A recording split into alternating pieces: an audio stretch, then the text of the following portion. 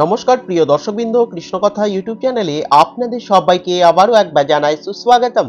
ভক্তবৃন্দ, আষাঢ় মাসের শুক্লাপক্ষের দ্বিতীয় তিথিতে জগন্নাথ দেব বলরাম ও সুভদ্রা দেবীর রথে চড়ে ইন্দ্রদ্যুম্নের পত্নী গুন্ডিচার বাড়ি যান। সেটাকে বলা হয় জগন্নাথের মাসির বাড়ি, এবং 7 দিন পর সেখানে আবার নিজের মন্দিরে ফিরে আসেন। স্থানীয়ভাবে এটি মাসির বাড়ি যাওয়ার নামে পরিচিত। রথে চড়ে এই গমন ও প্রত্যাগমনকে রথ ও উল্টো রথ বলা হয়। ভক্তবৃন্দ, এই বছর 27শে জুলাই শুক্রবার রথযাত্রা পড়েছে। এই রথযাত্রার পূর্বে আজকের এই বিশেষ ভিডিওটিতে আমি শ্রী জগন্নাথ দেবের শ্রীক্ষেত্র পুরী ধামের এমন কিছু অলৌকিক অদ্ভুত কাহিনী আপনাদের কাছে তুলে ধরতে চলেছি, এবং সেই সঙ্গে সঙ্গে পুরী ধামের শ্রীক্ষেত্র অর্থাৎ পুরীর মন্দির কিভাবে তৈরি হয়েছিল তার ইতিহাস আজকের এই ভিডিওটিতে আমি বর্ণনা করব।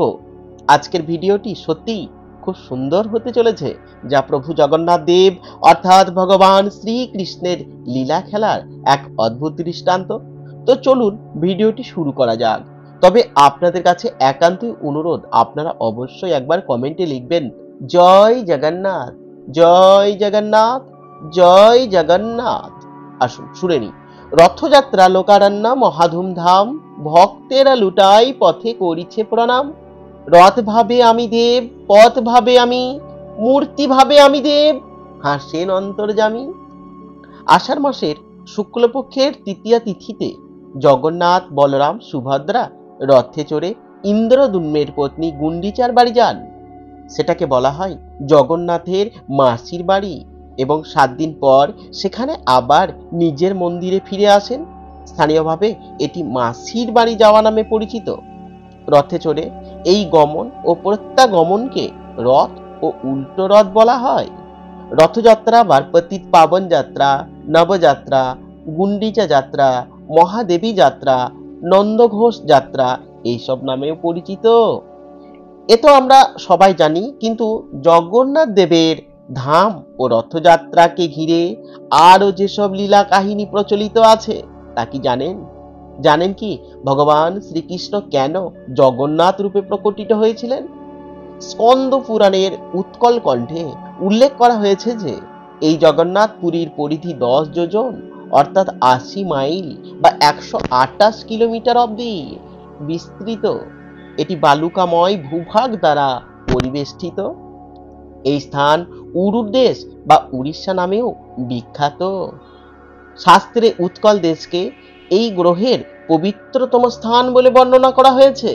ব্রহ্মাণ্ড পুরাণে বলা হয়েছে বর্ষাণাং ভারত শ্রেষ্ঠ দেশানাং উৎকল স্মৃতা, উৎকলস্য সমো দেশা নাস্তি মহীতলে। অর্থাৎ সমস্ত বর্ষ সময়ের মধ্যে ভারতবর্ষ শ্রেষ্ঠ, সমস্ত দেশের মধ্যে উৎকল দেশ বা উড়িষ্যা শ্রেষ্ঠ। এই গ্রহে উৎকল দেশ বা উড়িষ্যার মতো অন্য কোনো দেশ নাই। ভক্তবৃন্দ, আগামী শুক্রবার রথযাত্রা, তাই আজকের এই বিশেষ ভিডিওতে আপনাদের জানানোর চেষ্টা করব এই পুণ্যভূমি উড়িষ্যা সম্বন্ধে কিছু জানার জন্য, যেখানে স্বয়ং শ্রী শ্রী জগন্নাথ দেব অবস্থান করছেন। তার মহিমা, তার লীলা এবং 3টে রথের বিস্তারিত বিবরণ আপনি কি জানেন? রথযাত্রার সময় যখন জগন্নাথ দেব, বলদেব ও সুভদ্রা দেবী রথে আরোহণ করেন, তখন সুদর্শন কোথায় অবস্থান করেন? ভগবান জগন্নাথ দেবের মহাপ্রসাদ কেন আনন্দবাজারে বিক্রি করা হয়? অন্য কোনো মন্দিরে তো এমনটা হয় না। আমরা জানব ভগবান শ্রীকৃষ্ণ কেন এমন রূপ ধারণ করলেন। জগন্নাথ, বলরাম এবং সুভদ্রা দেবীর এই যে বিগ্রহ, এতে হাত নেই, পা নেই কেন? আপনি কি জানেন পূর্বে 6টি রথ চলতো, কিন্তু এখন কেন 3টি রথ চলে? জানবো ভগবান জগন্নাথ দেবের লীলা ও রথযাত্রা সংক্রান্ত বিভিন্ন লীলা কাহিনী। এই ভিডিওটি স্কিপ না করে অবশ্যই শেষ পর্যন্ত দেখুন, সম্পূর্ণ দেখুন এবং প্রভু জগন্নাথের লীলা জানুন, এবং তা শ্রবণ করে প্রভু জগন্নাথ দেবের কৃপা লাভ করুন। প্রথমেই জানবো শ্রী জগন্নাথ পুরী ধামে এমন কিছু তথ্য যা আপনাকে সত্যিই অবাক করবে। আমরা জানি পুরীতে জগন্নাথ, বলরাম ও সুভদ্রা দেবীর জন্য 3টি রথ, কিন্তু শুনে অবাক হবেন যে একসময় পুরীতে রথযাত্রার সময় 6টি রথ ব্যবহৃত হতো। প্রথম দিকে পুরীর মন্দির এবং মাসির বাড়ি অর্থাৎ গুন্ডিচা মন্দিরের মধ্যবর্তী স্থানে একটি নদী প্রবাহিত হতো। তাই এই নদীর ওই পাড়ে 3টি রথ এবং এই পাড়ে 3টি রথ ব্যবহৃত হতো। মাঝখানে নদী পারাপারের জন্য একটি বিশাল নৌকা ব্যবহৃত হতো, যাতে ভগবান জগন্নাথ দেব, বলদেব ও সুভদ্রা দেবীর বিগ্রহ থাকত। জগন্নাথ দেবের মন্দিরে একসময় বিখ্যাত মুসলিম ভজন গায়ক ছিলেন। তার নাম ছিল মোহাম্মদ আজিজ। তিনি ভগবান জগন্নাথ দেবকে সুমধুর ভজন গান শোনানোর জন্য বিখ্যাত ছিলেন। আপনি জানেন কি, যীশু খ্রিস্ট ভগবান জগন্নাথ দেবকে অলক্ষ্যে দর্শন করার জন্য পুরীর মন্দিরে ভ্রমণ করেছিলেন। এর প্রমাণ পাওয়া যায় পুরীর জগন্নাথ দেবের মন্দিরে মূল মন্দিরের পেছনে একটি বিশাল আকৃতির ক্রুশ বৃত্ত অভিষিক্ত রয়েছে। ইতিহাস সাক্ষ্য দেয় যে জগন্নাথ দেব স্বয়ং ও বুদ্ধদেবের মধ্যে এক অন্তরঙ্গ সম্বন্ধ ছিল। এমনকি পুরীতে ভগবান বুদ্ধের অনেক নিদর্শন পাওয়া যায়। অপরদিকে শিখদের ধর্মগুরু নানকের কাছেও ভগবান জগন্নাথ দেব অত্যন্ত প্রিয় ছিলেন। মন্দিরে ভগবান জগন্নাথ দেবকে সর্বোচ্চ 56 প্রকার ভোগ নিবেদন করা হয়, তা অনেকেরই জানা। কিন্তু এটা হয়তো অনেকেরই অজানা যে প্রভু জগন্নাথ দেবকে কোন বিশেষ বিশেষ মুহূর্তে 88 প্রকার ভোগ নিবেদন করা হয় এবং বিশেষ বিশেষ উৎসবের সময় এর চেয়েও বেশি বেশি ভগবানকে ভোগ নিবেদন করা হয়। শ্রী জগন্নাথ দেবের মন্দিরে যে ভোগ মণ্ডপটি রয়েছে সেটি প্রকৃতপক্ষে কর্ণাটক মন্দিরের একটি অংশ, যেটি 18 শতাব্দীতে মারাঠা কর্তৃক মন্দিরটির কিছু অংশ ধ্বংস হয়েছিল। পরবর্তীতে তার কিছু অংশ পুরী মন্দিরের ভোগ মণ্ডপ হিসেবে ব্যবহৃত হয়। ভগবান জগন্নাথ দেবের অদ্ভুত প্রসাদ যে কেউ তৈরি করে না, নিজে নিজেই এই সুস্বাদু প্রসাদ তৈরি হয়।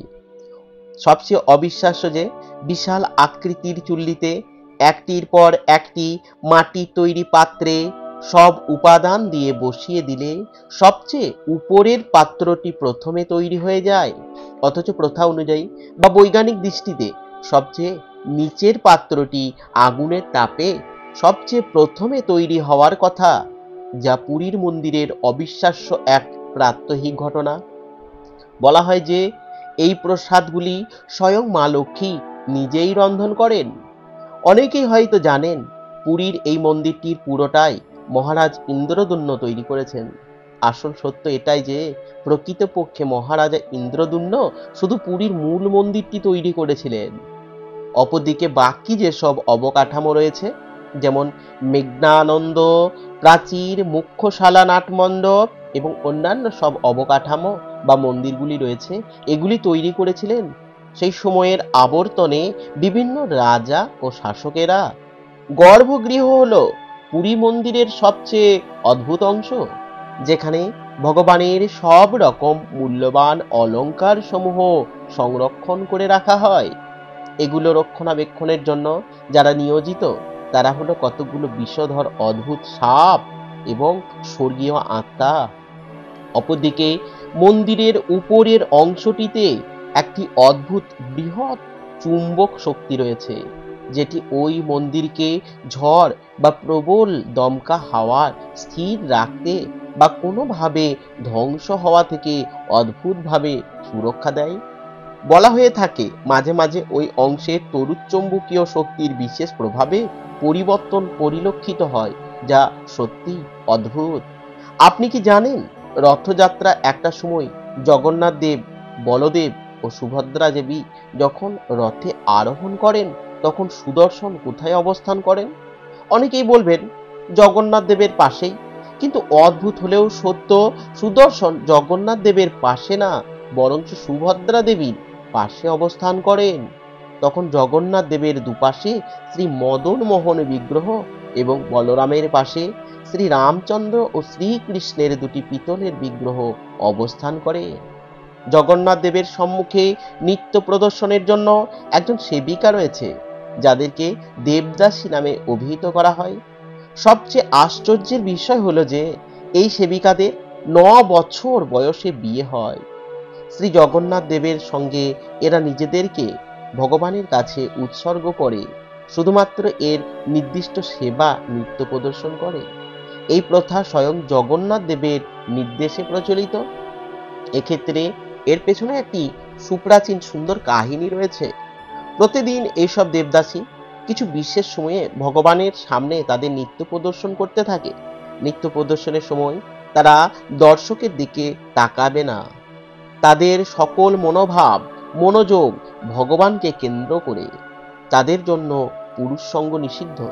এইভাবে যুগ যুগ ধরে জগন্নাথ দেব সারা বিশ্বের মানুষের কাছে বিস্ময়ের ও অদ্ভুত স্থান হিসাবে এই পৃথিবীতে অবস্থান করছেন। এবার জানবো কিভাবে জগন্নাথ দেবের এই বিগ্রহ পূজা করা হলো। ব্রহ্মপুরাণ ও বৃহৎ নারদীয় পুরাণ মতে শবরগণ নীলমাধব রূপে নারায়ণের পুজো করতেন ঠিকই, কিন্তু তার পূর্বে স্বর্গের দেবতাগণ গুপ্ত রূপে নীলমাধবের পূজা করতেন। পরে শবরগণ সেই খোঁজ পান। জগন্নাথ দেবের সৃষ্টি সম্বন্ধে উড়িয়া মহাভারতে এক অদ্ভুত আখ্যান আছে। এবার সেটি জানব। লীলা সংগ্রহণের আগে ভগবান শ্রীকৃষ্ণ বৈকুণ্ঠ গমনের চিন্তা করতে লাগলেন। যদুবংশ গৃহযুদ্ধে ধ্বংস হয়েছে। ভ্রাতা বলরাম যোগ বলে বৈকুণ্ঠে ফিরে গেছেন। তখন তিনি একথা ভাবতে ভাবতে বনে গিয়ে একটি বৃক্ষে আরোহণ করলেন এবং মহাভারতের কথা চিন্তা করতে লাগলেন। সেই সময় তার চরণকে পক্ষী ভেবে জরা নামক এক ব্যাধ স্বরবিদ্ধ করলেন। বলা হয় এই ব্যাধ পূর্ব জন্মে বালিপুত্র, অর্থাৎ রামায়ণে যে বালি, সেই বালির পুত্র অঙ্গদ ছিলেন। ভগবান রাম বালিকে একবার বধ করে অঙ্গদকে বর দিয়েছিলেন। পরবর্তী জন্মে শ্রীকৃষ্ণ রূপে তিনি অঙ্গদের স্বর দেহে ধারণ করবেন। পরে শ্রীকৃষ্ণ দেহ রাখলে তার দেহকে সমুদ্র তটে চন্দন কাষ্ঠে খাঁটি গোঘৃত দিয়ে দাহ করার জন্য চেষ্টা করা হয়েছিল, কিন্তু বহু সময় অতিক্রান্ত হয়ে গেলেও ভগবানের একটি অঙ্গও পুরল না। তখন দৈববাণী হলো ভগবান শ্রীকৃষ্ণের এই নশ্বর অংশ দাহ করা যাবে না, এই পবিত্র দেহাংশ সমুদ্রে বিসর্জন দাও। ঠিক সেই মতো সমুদ্রে বিসর্জিত করা হলে সেই দেহাংশ সমুদ্রের জলে ভাসতে ভাসতে পশ্চিম উপকূল থেকে পূর্ব উপকূলে কলিঙ্গ রাজ্যে এসে পৌঁছায়। ওই অঞ্চলে বসবাসকারী একদল শবর তাদের নেতা বিশ্রাবসুর নেতৃত্বে গভীর জঙ্গলে মন্দির করে ওই দেহাংশকে নীলমাধব দেবতা জ্ঞানে পূজা করতে আরম্ভ করেন। নীলমাধবের খ্যাতি শুনে প্রাচীন অবন্তী নগরের বিষ্ণু ভক্ত রাজা ইন্দ্রদুম্ন তা হস্তগত করতে গিয়ে ব্যর্থ হলেন। বিশ্রাবসুর কাছে পরাজিত রাজা ইন্দ্রদুম্ন তখন ভগবান বিষ্ণুর কাছে প্রার্থনা আরম্ভ করলেন। মালবরাজ ইন্দ্রদুম্ন ছিলেন পরম বিষ্ণু ভক্ত। একদিন এক তেজস্বী সন্ন্যাসী তার রাজবাড়িতে পদার্পণ করলেন। দেবদ্বিজে ভক্তিপরায়ণ রাজা ইন্দ্রদুম্ন পরম যত্নে সন্ন্যাসী সেবা করলেন। সন্ন্যাসী ভারতবর্ষের সমস্ত তীর্থের কথা বলে পুরুষোত্তম ক্ষেত্র নীল পর্বতে ভগবান শ্রী বিষ্ণুর কথা বললেন। এখানে ভগবান শ্রী বিষ্ণু গুপ্তভাবে শবরদের দ্বারা নীলমাধব রূপে পূজিত হচ্ছেন। নীলমাধব সাক্ষাৎ মুক্তি প্রদায়ক, তিনি মোক্ষ প্রদানকারী। সন্ন্যাসীর কথা শুনে ভগবান শ্রী বিষ্ণুর ভক্ত রাজা ইন্দ্রদুম্ন ভগবানের রূপ দর্শনে আকুল হলেন। রাজা তার পুরোহিতদের ভাই বিদ্যাপতিকে শবরদের রাজ্যে নিয়ে গিয়ে নীলমাধবের সন্ধান করতে বললেন। এরপর শবরদের দেশে এসে বিদ্যাপতি শবরদের রাজা বিশ্রাবসুর সঙ্গে সাক্ষাৎ করলেন। বিশ্রাবসুর মারফত বিদ্যাপতি নীলমাধবের দর্শন লাভ করলেন। তারপর বিদ্যাপতি গিয়ে রাজা ইন্দ্রদুম্নকে সমস্ত কাহিনী সবিস্তারে জানালেন। রাজা খবর পেয়ে সসৈন্য নিয়ে সামন্ত নিয়ে নীলমাধবের দর্শনে সেখানে গেলেন। রাজা ইন্দ্রদুম্ন পুরুষোত্তম ক্ষেত্রে এসে নীলমাধব দর্শন করতে গিয়ে শুনলেন নীলমাধব অন্তর্ধান হয়েছেন। মতান্তরে জানা যায় শবররাজ বিশ্রাবসু সেটিকে লুকিয়ে রাখেন।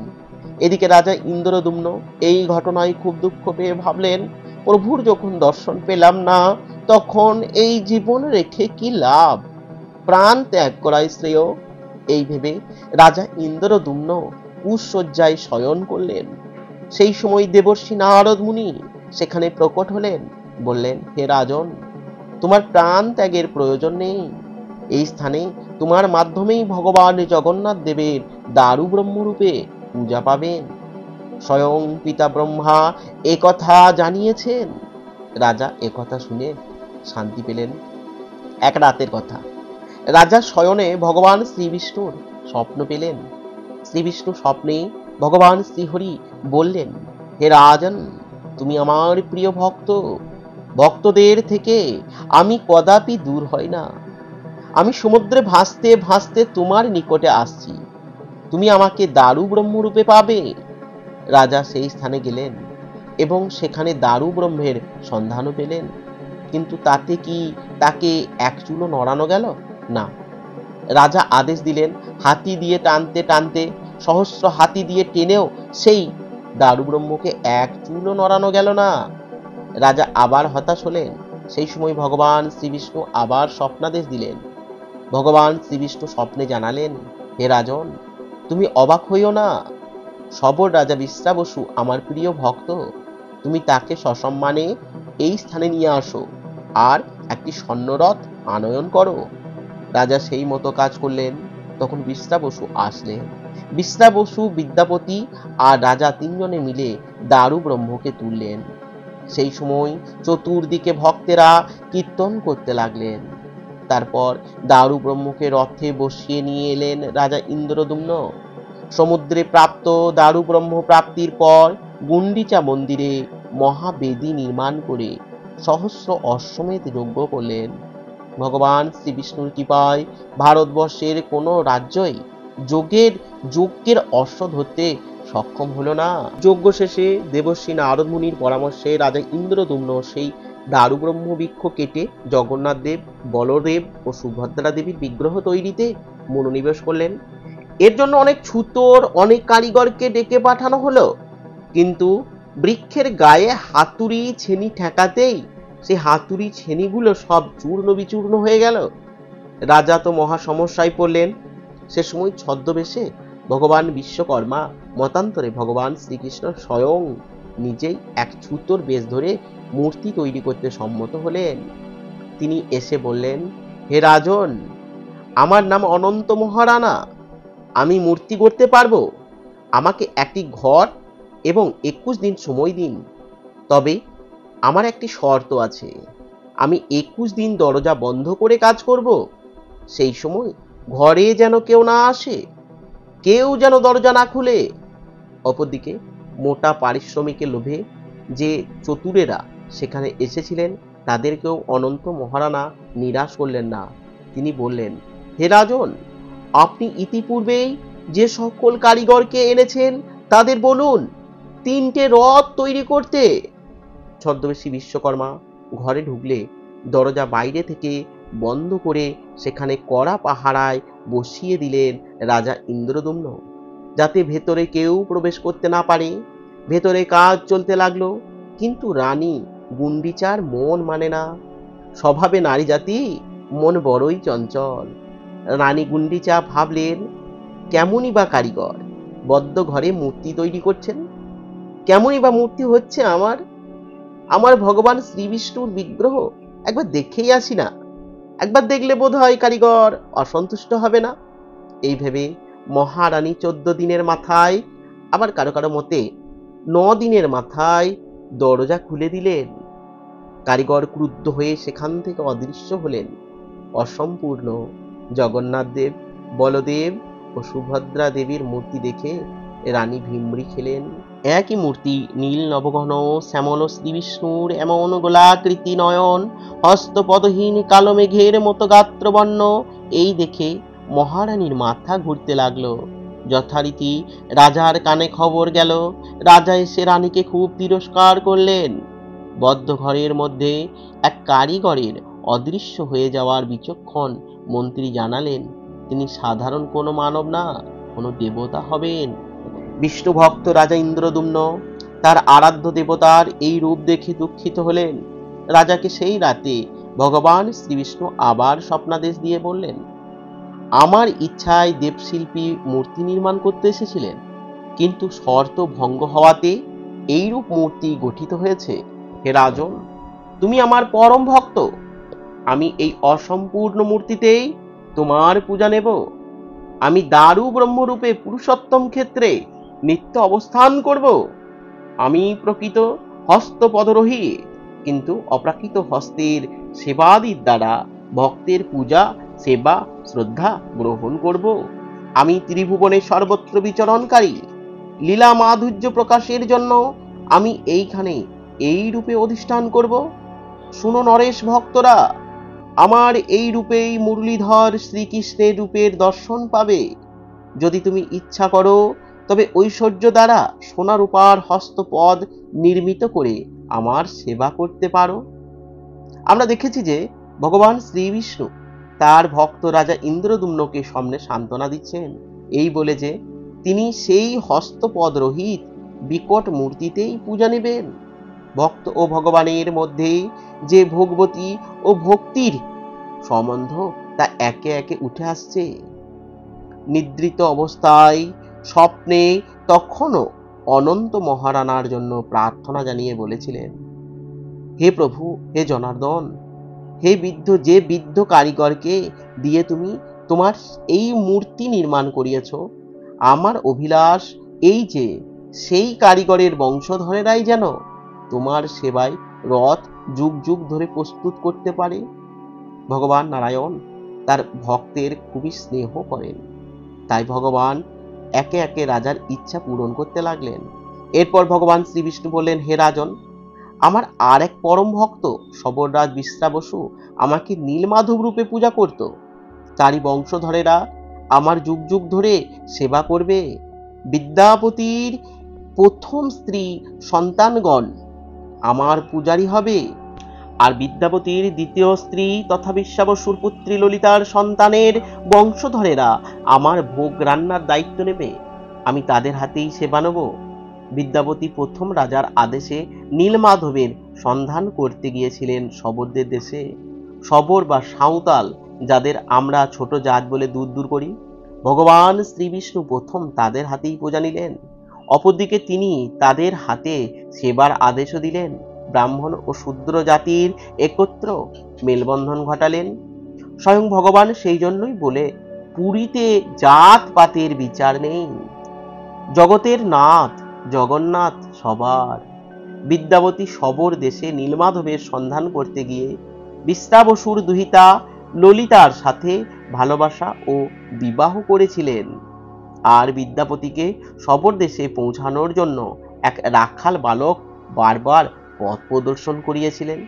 সেই রাখাল বালক আর কেউ নন, স্বয়ং বৃন্দাবনের রাখাল রাজা নন্দদুলাল শ্রীকৃষ্ণ।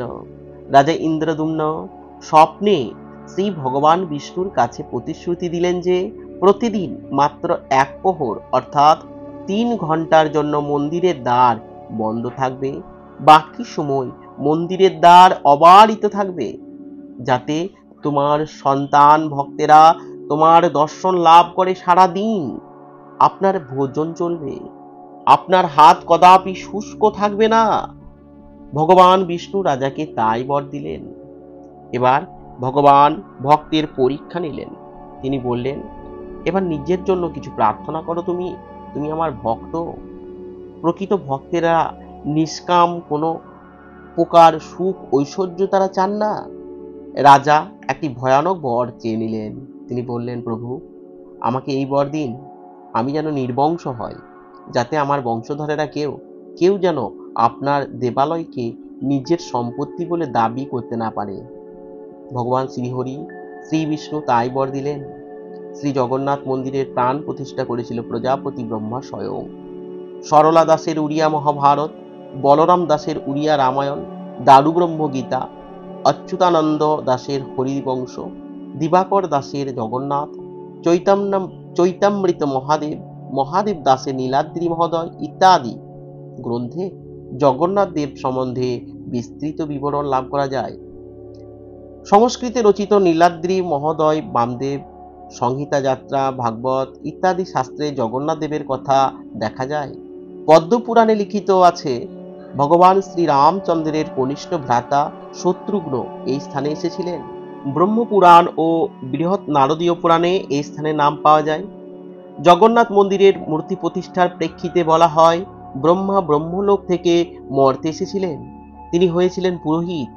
জগন্নাথ দেব রাজা ইন্দ্রদুম্নকে স্বপ্নে নিত্য পূজায় নিয়ম কানুন সবই বলে দিয়েছিলেন। ইন্দ্রদুম্ন সেই মতো সব ব্যবস্থা করেন। স্কন্দ পুরাণের মতে সবর জাতির লোকেরা পূর্বে নীলমাধব রূপে শ্রী বিষ্ণুর পূজা করতেন। আসুন এবার জানবো পুরীর অষ্টম মহাবীর হনুমান সম্পর্কে, যা আমাদের অনেকেরই অজানা। অষ্টম মহাবীর অষ্টশম্ভুর সাথে পুরীতে নিয়োজিত রয়েছেন। এই মহাবীরগণ হচ্ছেন সিদ্ধ মহাবীর, দরিয়া মহাবীর, কানপাতা মহাবীর, বর্গী হনুমান, মসনি মহাবীর, পঞ্চমুখী মহাবীর, ফতে মহাবীর এবং শিরুলি মহাবীর। শ্রী মন্দিরের সুরক্ষার জন্য হনুমানজি মন্দিরের চারপাশে পাহারা দিচ্ছেন। সিংহদ্বারে অর্থাৎ জগন্নাথ মন্দিরের প্রধান প্রবেশ পথ ও পূর্ব দ্বারে রয়েছেন ফতেহ হনুমান, পশ্চিম দ্বারে রয়েছেন তপস্বী হনুমান এবং দক্ষিণ দ্বারে রয়েছেন কানপাতা হনুমান ও বড় ভাই হনুমান। এই কানপাতা হনুমানের একটি সুন্দর কাহিনী রয়েছে। মহাসাগরের তীরে জগন্নাথ দেবের মন্দির অবস্থিত। সমুদ্র মন্থনের সময় লক্ষ্মী দেবী আবির্ভূত হন এবং ভগবান তাকে বিবাহ করেন। সাগর কন্যাকে বিবাহ করার ফলে ভগবান সাগরের জামাতা হলেন এবং সাগর হলেন শ্রী জগন্নাথ দেবের শ্বশুর মশাই। রাত্রিতে মহাসাগর অর্থাৎ শ্বশুর মশাইয়ের তরঙ্গমালা একটি জোরালো শব্দ করে, যা সারা পুরীতে শোনা যায়। একসময় এই তরঙ্গ শব্দ জগন্নাথ দেবের মন্দিরে প্রবেশ করে। জগন্নাথ দেবের নিদ্রায় বিঘ্ন সৃষ্টি করে। জগন্নাথ দেব সমুদ্রকে আদেশ করেন এমন কোনো শব্দ না করতে যাতে তার নিদ্রার ব্যাঘাত সৃষ্টি হয়, কিন্তু সমুদ্র তা শুনলেন না, বরং তার শব্দ তরঙ্গ আরো বাড়িয়ে দিলেন। তখন জগন্নাথ দেব হনুমানকে খবর দিলেন এবং বললেন যাতে সমুদ্র শব্দ মন্দিরে না আসে সেই ব্যবস্থা করতে। তখন হনুমানজি তার কান পাতলেন এবং সমস্ত সমুদ্রের শব্দ তরঙ্গ নিজের কানে ঢুকালেন। সেই থেকে তটভূমিতে সমুদ্র তরঙ্গের শব্দ আর মন্দিরে কোনোদিন প্রবেশ করেনি। কান পাতা শব্দের অর্থ কানকে শ্রবণের দ্বারা নিরত রাখা।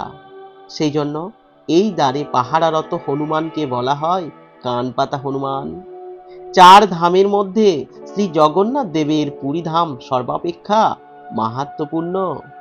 প্রবাদ আছে ভগবান বদ্রীনাথ ধামে স্নান করেন, দ্বারকা ধামে পোশাক পরিধান করেন এবং পুরী ধামে তিনি ভোজন করেন, আর রামেশ্বর ধামে ভগবান নিদ্রা যান। পুরী শব্দের অর্থ হচ্ছে বসবাসের স্থান।